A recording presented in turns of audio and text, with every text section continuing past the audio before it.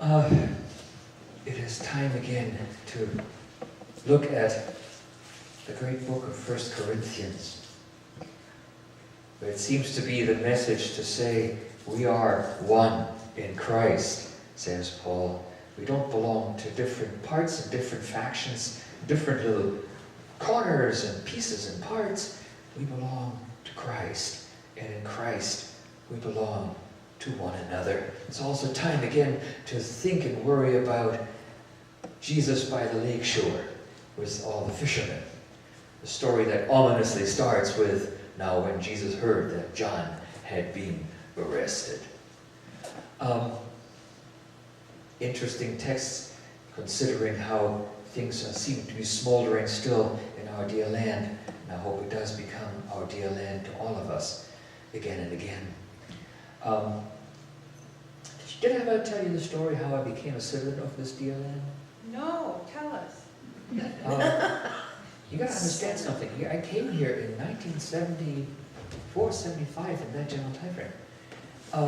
And being 17 and, very young, being in my heart a citizen of the world, and, not understanding terribly much about politics, about living together with other people, because frankly, when you're in your 20s, you can do without anybody. I mean, just trust me. Trust me. At least you try, and ultimately in the back of your head, you know it's wrong. That's why you always have some sort of clan with you, and you run with them because you run with them. But ultimately, it doesn't dawn on you that you might meet other people, and that maybe being somewhere and being somebody, being from somebody where you actually live is an important bit. So anyway, I ended up in a beautiful, beautiful place called North Dakota. I mean, somebody once asked Garrison Keillor, bless his heart,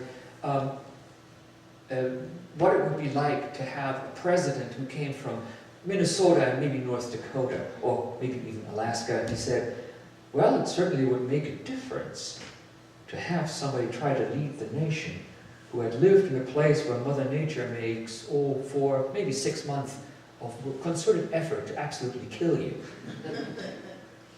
So anyway, I was on my way, I had been visiting David Howden and his bride, Linda. We were talking about their upcoming wedding. And you know what, if it's January and you're out after 6 o'clock, it's dark. So I'm trying to come home here around 8:30. It wasn't all that late, but it was, a day that hadn't gotten at noontime above 10 degrees. Below 0. It was now dark, and there was a clear sky and a bright moon.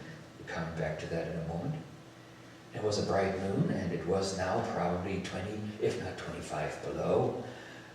And David's farm was somewhere between, Berwick and Willow City, where there aren't any paved roads,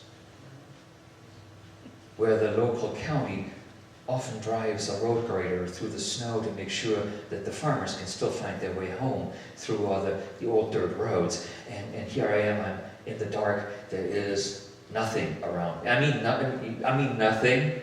There wasn't a yard light from anything or anyone. It was too far away.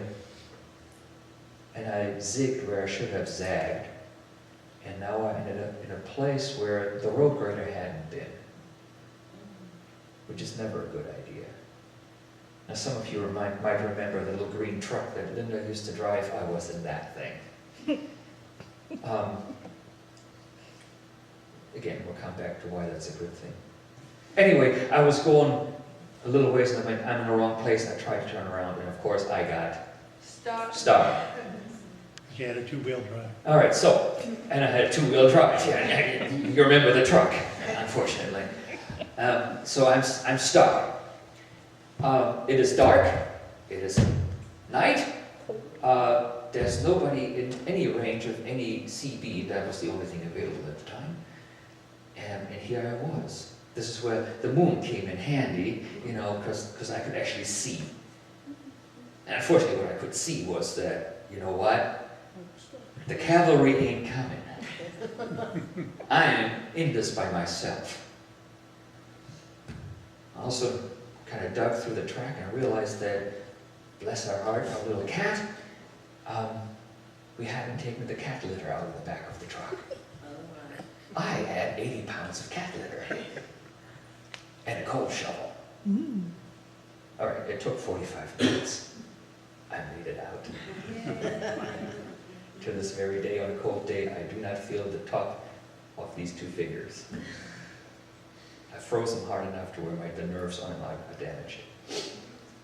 Which reminds me every once in a while, you know, when it gets cold, you got to respect that.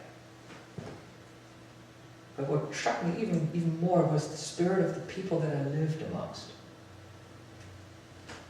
They're all folks who respected the cold a lot, the winter a lot. Because ultimately, when you did get yourself stuck like that, you know what? The cavalry wasn't over the next hill. And if you were waiting, you know, for too long, you lost fingers and toes and the rest of you. I didn't quite understand that until, you know, till Tyrell was there saying, okay, this is how these people think. Now it makes sense that they can mutter somewhat angrily under their breath the words, well, I guess I am my brother's keeper. And they're saying it kind of passive-aggressively. And I realized suddenly why. You know what? You may not like the guy who farms the acres next to you. You may even hate his butt. But when he gets hurt, his family gets hurt. His children get hurt. And you are his brothers, your brother's keeper. And even though you might grumble about it, you go and you run harvest for him. Or you prepare his fields for him. Probably grumbling the whole time in good Norwegian fashion. But if it ain't you, ain't gonna be nobody. And if you don't take care of the people right next to you, winter is coming, folks. It will be cold. And the cavalry is not over the hill. Kind of occurred to me there that it might be good to live in a place that you actually belong. In more ways than I'm just passing through here. Okay, so that year he did become a United States citizen. By the way, that was 20 years later. Don't ever tell me that I rushed it. But somehow the experience of these folks far, far away from here, and far, far away from, you know, where we take a lot of things for granted, like, for example, yeah, you know, every winter has a couple of warm days, like yesterday, you know? They don't. They don't. But they did take into consideration that they lived in a place where they, as a group, you know, they relied on one another. They stuck up for one another. They helped for one another. They didn't wait for salvation to somehow ride, worldly salvation I should say, to somehow ride over the hill. We here need to make this work. We here, where we live, need to make this all work. We here have children, and we all need to say we will be okay. And only community can do that.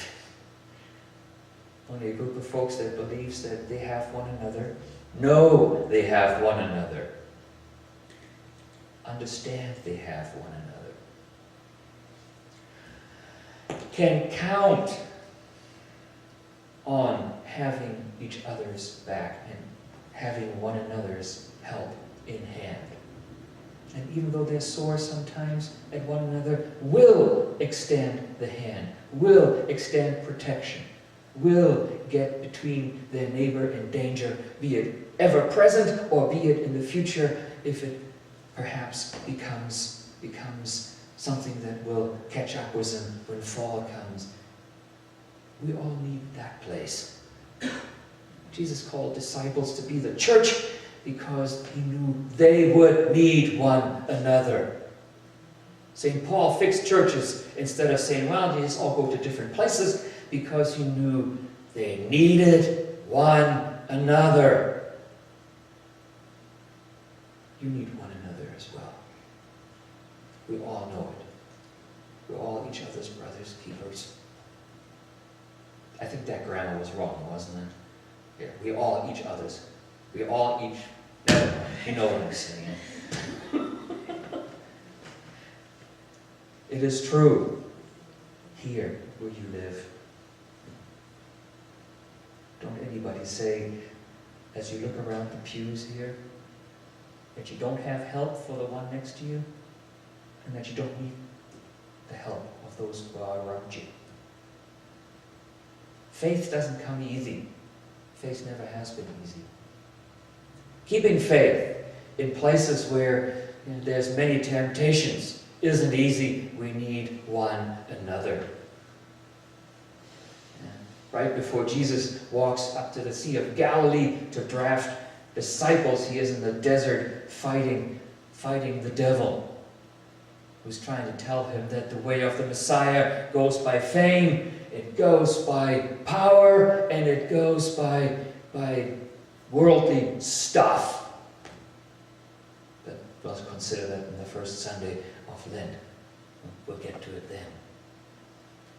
The temptations are all around us to succumb to the siren call of the flesh, the world, and the devil.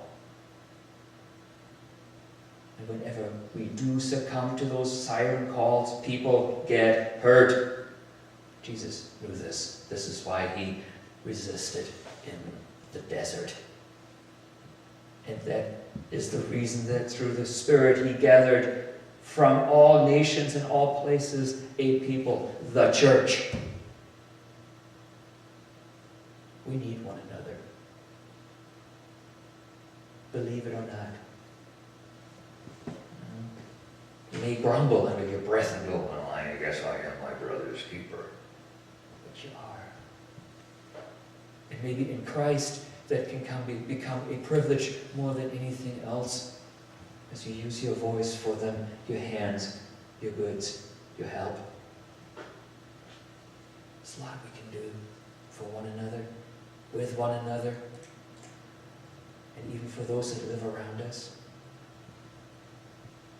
Because there's many times when the cavalry doesn't come. The cavalry don't care. But we are here. We're here now.